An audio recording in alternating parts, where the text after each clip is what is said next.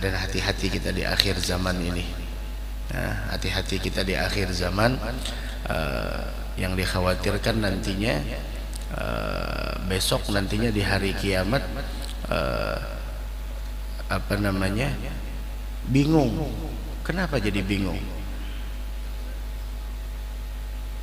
Ada orang yang hidup di dunia sepanjang umurnya tidak pernah ngebunuh orang lain,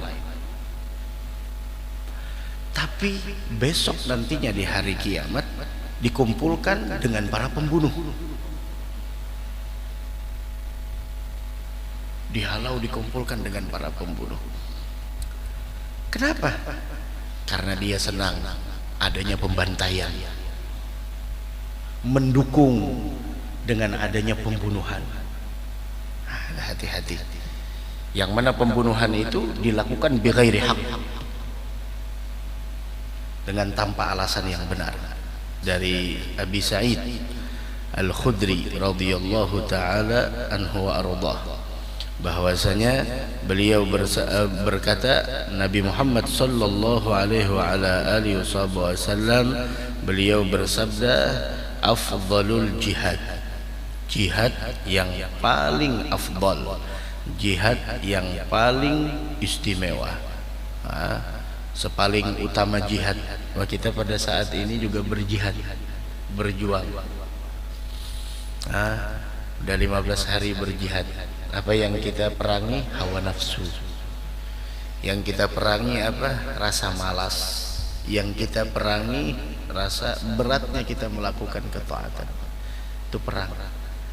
Perang yang paling dahsyat itu adalah memerangi hawa nafsu.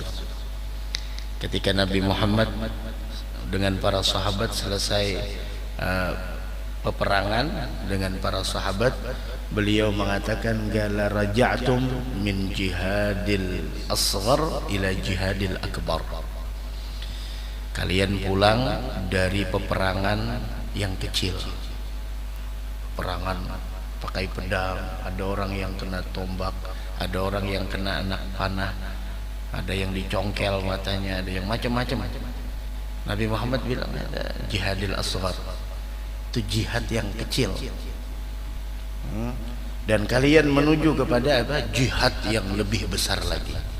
Apa itu jihad yang lebih besar? Peperangan yang besar itu apa? Antujahida nafsak, ketika engkau memerangi nafsumu. Memerangi nafsu. Memerangi nafsu, apalagi nih? Separuh kedua ini perlu lagi kita untuk giat lagi, lebih giat lagi, lebih giat lagi. Ada jihadul akbar, melawan hawa nafsu kita. Nabi Muhammad menyebutkan afdalul jihadi kalimatu adlin inda sultanin jair. Sepaling utama jihad itu adalah kalimat, yaitu kalimatu adlin, kalimat yang menuntut keadilan di hadapan seorang pemegang kekuasaan, sultan, pemegang kekuasaan yang jair. Apa itu jair? Yaitu adalah yang zalim. Kalimatu adlin ay kalimatu haq. Itu jihad yang paling utama adalah ketika engkau mengungkapkan sebuah kebenaran di hadapan penguasa yang zalim. Jihad yang paling afdal. Dari hadis ini menyebutkan bahwasanya memberikan nasihat kepada penguasa, penguasa yang zalim adalah termasuk jihad yang paling besar. Dan dari sini menunjukkan jihad itu maratib, ada martabat-martabatnya. Namun tetap memberikan nasihat itu dengan ar-rifq, dengan lemah lembut, dengan cara yang baik, dengan uslub yang bagus. Bahkan kalau ingin berdebat pun berdebat pada jadilhum billati hiya ahsan, begitu. Walhasil kelembutan itu dimanapun diletakkan dia akan mendatangkan sebuah keindahan. Dan ketika kelembutan itu telah hilang dari sesuatu, yang tersisa hanyalah yaitu sebuah kerusakan dan tidak ada kebaikan di dalamnya. Begitu.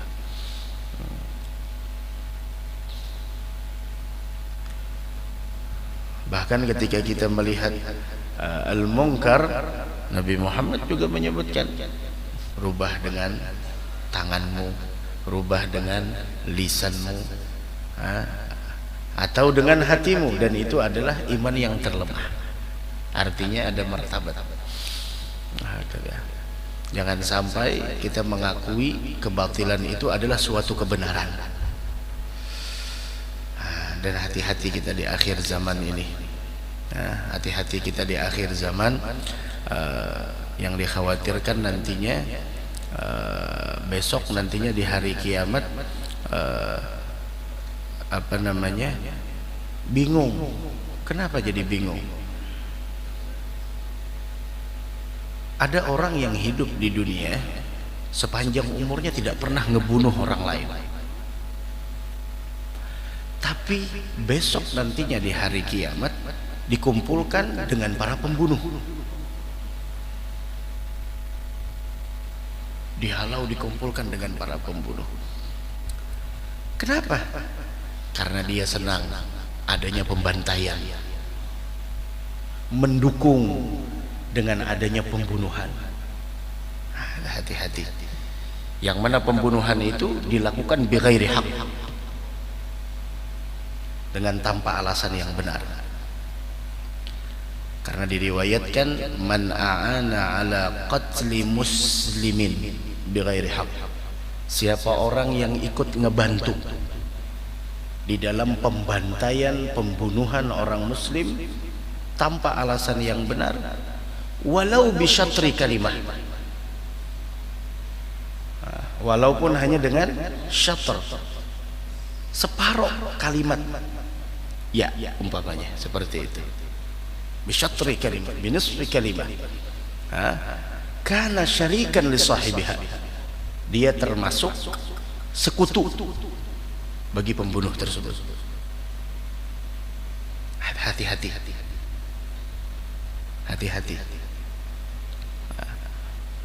Wa lagi Allah, itu yang pertama, siapa yang ikut ngebantu dalam pembunuhan tanpa hak, yang dibunuh orang muslim, yang dibantai adalah orang muslim.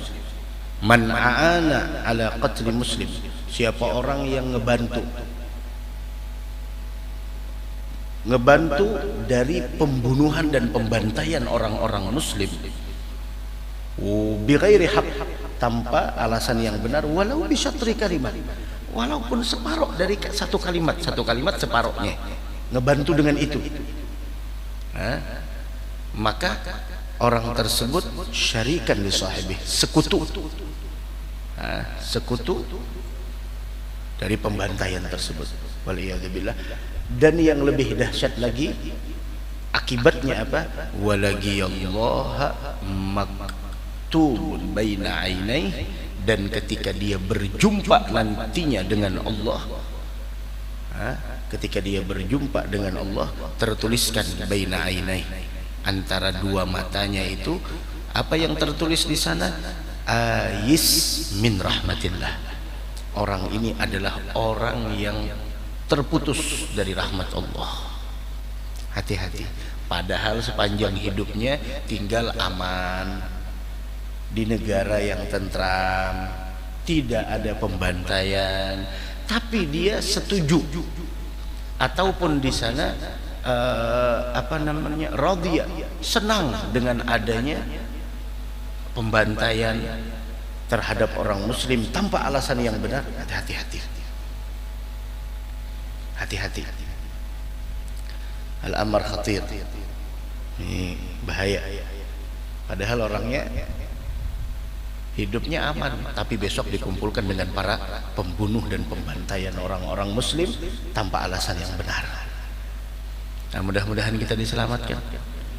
Ada man a'ana ala qatli muslimin bighairi haqq walau bi syatri kalimah.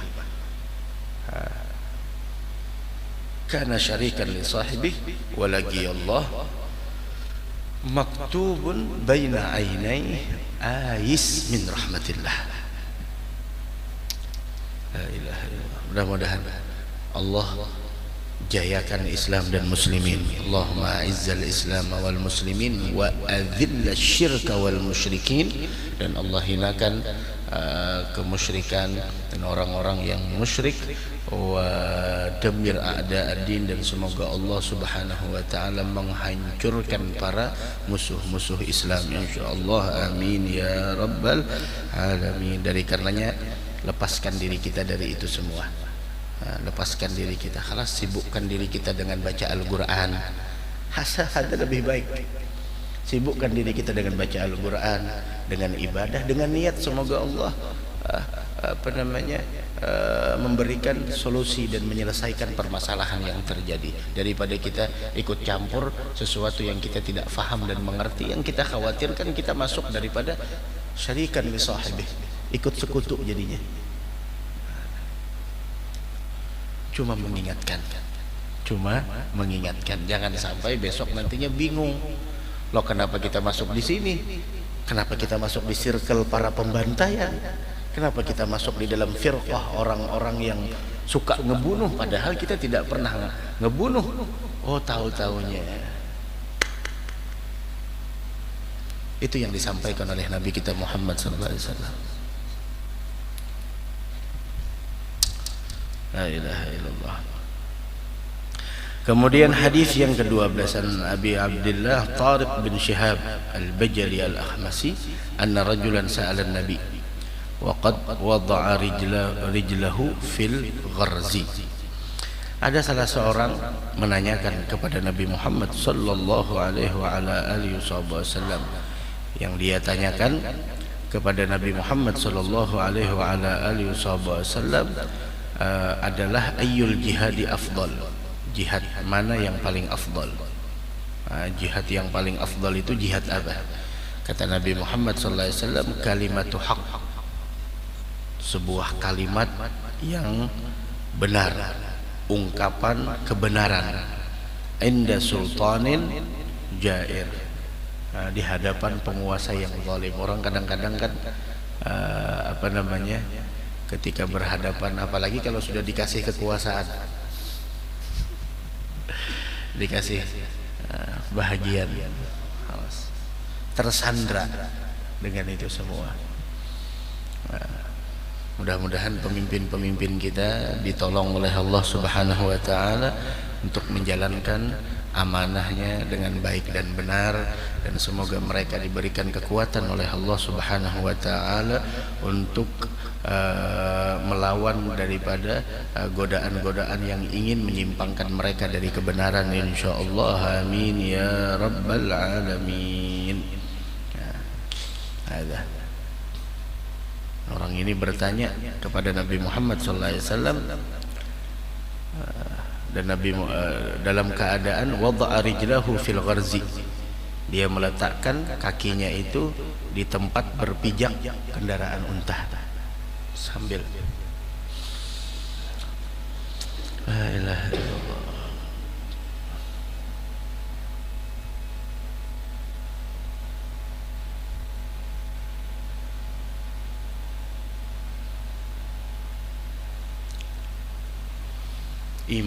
Iman yang kuat, keyakinan yang kokoh yang membuatkan mereka tidak gentar dengan itu semua. Subhanallah, luar biasa. Dan itu akan selalu ada di setiap eranya, dari orang-orang terdahulu kita, dari bahkan dari kalangan wanita pun ada seperti itu yang diceritakan di dalam Al-Quran, seperti Asiyah imra'atu Fir'aun, tidak ada gentar mengungkapkan kebenaran, hak, batil. Allahumma arinal haqqa haqqa warzuqna ittiba'ah wa arinal batila batila warzuqna ijtinabah. Asiyah kemudian lagi seorang perempuan tukang sisir, anaknya Firaun, tinggal di kerajaan Firaun, tapi yang namanya pendirian ya tetap pendirian. Nah ini hebat, bergaul tapi tidak terpengaruh, berbaur tapi tidak terbawa. Ini hebat. Nah, subhanallah. Sampai pada akhirnya bagaimana Masyitah, seorang perempuan tukang sisir tersebut, mengatakan kalimatul haq, mengatakan kebenaran di hadapan Firaun. Ini kelasnya kelas luar biasa. Penguasa yang zalim yang membuat sebuah aturan menguntungkan pribadi, membuat sebuah kebijaksanaan yang tidak bijaksana.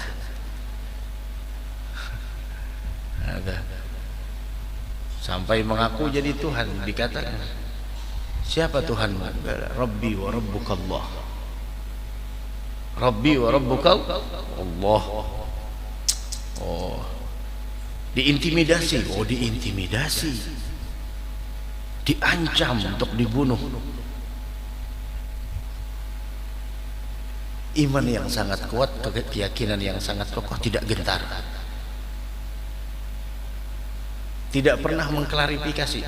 Takut udah diklarifikasi, oh iya Firaun, tetap dalam penuhnya. Anaknya dilempar satu demi satu dalam kuali yang mendidih, meregang nyawa di sana, disaksikan oleh Masyitah, tidak gentar. Sampai pada akhirnya bayi yang masih dalam gendongan, dalam asuhan beliau berbicara, padahal belum masanya berbicara. Iya, bayi tersebut, ya ummah uthbuti fa innaki ala haq. Wahai ibu, teguhlah dalam pendirianmu, kita semuanya dalam kebenaran. Langsung melemparkan diri. Sehingga ketika peristiwa Mi'raj, Nabi Muhammad mencium aroma wangi. Ini aroma siapa? Ya, ada aroma Masyitah. Ini aromanya Masyitah, seorang perempuan tukang sisir, anaknya Firaun, yang mempunyai keteguhan dalam pendiriannya, dalam keimanannya. Subhanallah. Begitu juga istrinya, ketika ingin dibunuh, diceritakan dalam Al-Quran, Rabbi ibni li indaka baitan fil jannah. Wahai Allah, bangunkan saya satu buah istana, rumah di dalam surga. Wa najjini min Fir'aun wa amalih. Selamatkan saya dari Fir'aun dan segala kejahatan-kejahatannya. Subhanallah. Begitu juga di era-era berikutnya selalu ada, sampai Habib bin Zaid, dipotong tangan kanannya, tangan kirinya.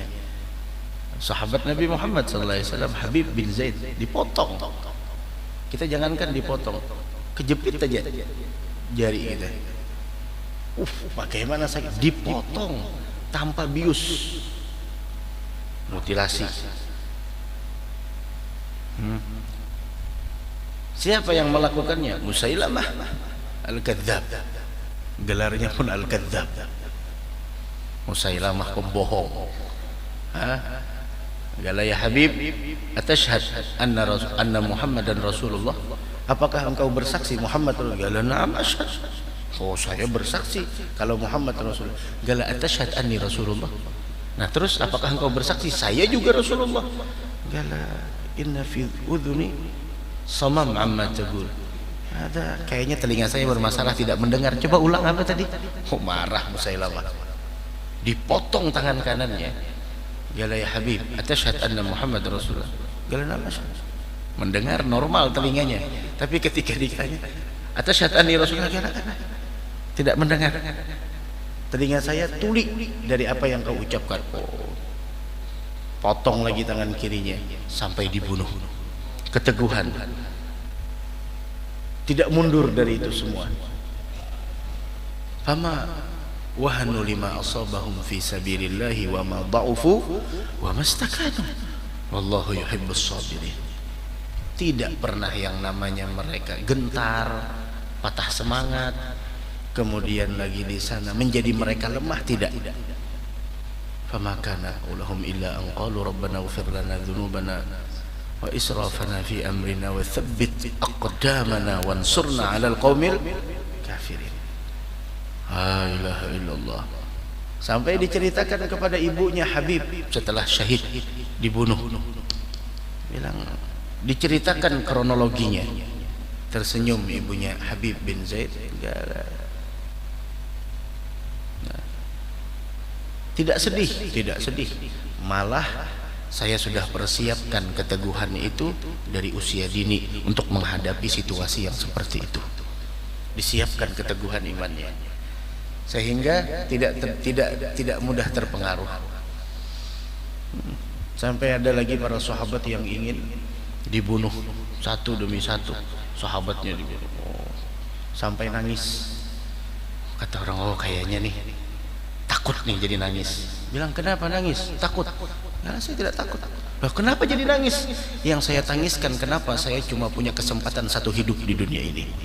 Kenapa saya cuma punya satu nyawa, satu kali kehidupan? Saya kepengen 1000 nyawa saya punya untuk berkorban di jalannya Allah Subhanahu wa ta'ala. Waduh, luar biasa keteguhan mereka. Nah, la ilaha illallah. Nah, mudah-mudahan ada manfaatnya, semoga ada barokahnya. Mudahan kita berataan, diteguhkan keimanan kita, dikuatkan keyakinan kita, dan semoga kita hidup dalam keadaan beriman, wafat dalam keadaan membawa iman, dan semoga Allah kumpulkan dengan para ahli iman, dan semoga Allah Subhanahu wa ta'ala mengabulkan segala hajat kita dunia wal akhirah, amal ibadah kita diterima, berikan keistiqamahan, wafat dalam keadaan husnul khatimah, yang sakit diberikan kesembuhan oleh Allah Subhanahu wa ta'ala. Amin ya rabbal alamin. La hadratin Nabi. Al-Fatihah. Bismillahirrahmanirrahim. Alhamdulillahirabbil alamin arrahmanir rahim maliki yaumiddin iyyaka na'budu wa iyyaka nasta'in shiratal ladzina an'amta 'alaihim ghairil maghdubi 'alaihim waladdallin. Alhamdulillahirabbil alamin. Allahumma shalli wa sallim ala sayyidina Muhammad wa ala alihi طب القلوب ودوائها وعافية الأبدان وشفائها من الأبصار وضيائها وقوت الأرواح وغذائها وعلى آله وصحبه. الحمد لله رب العالمين. أشهد أن لا إله إلا الله. نستغفر الله. نسألك الجنة ونعوذ بك من النار. أشهد أن لا إله إلا الله. نستغفر الله. نسألك الجنة ونعوذ بك من النار. أشهد أن لا إله إلا الله. نستغفر الله. نسألك الجنة ونعوذ بك من النار. اللهم إنك عفو كريم تحب العفو فاعف عنا. اللهم إنك عفو كريم تحب العفو فاعف عنا. اللهم إنك عفو كريم تحب العفو فاعف عنا يا كريم. Ketika terjadi kepada saudara-saudara kita muslim suatu bencana, suatu musibah, maka kita dianjurkan, disunatkan untuk membaca qunut nazilah. Dan itu bukan hanya di waktu subuh, zuhur, asar, maghrib, isya. Begitu juga dalam qunut subuh ditambah qunut nazilah ketika saudara-saudara kita muslim tertimpa suatu bencana, permasalahan, problem, dianjurkan qunut nazilah, mendoakan mereka. Begitu juga dalam khutbah atau paling tidak dalam doa-doa kita. Artinya kalau kita sholat zuhur ada orang pakai qunut, nah itu qunut nazilah namanya. Tapi bagi imam yang ingin qunut di sholat zuhur, diberitahu dulu makmumnya agar jangan sampai ribut di belakang. Bilang nih apalagi nih, ajaran baru lagi zuhur pakai qunut. Jadi dikasih kalau malam ini udah malam 16, witirnya kita dianjurkan pakai qunut. Ya, dimasukkan qunut nazilah di dalamnya setelah qunut yang dianjurkan. Itu semua mendoakan. Kita angkat senjata kita. Apa senjatanya? Ya doa. Silahul mu'min. Doa itu adalah senjatanya orang yang beriman. Taqabbalallahu minkum.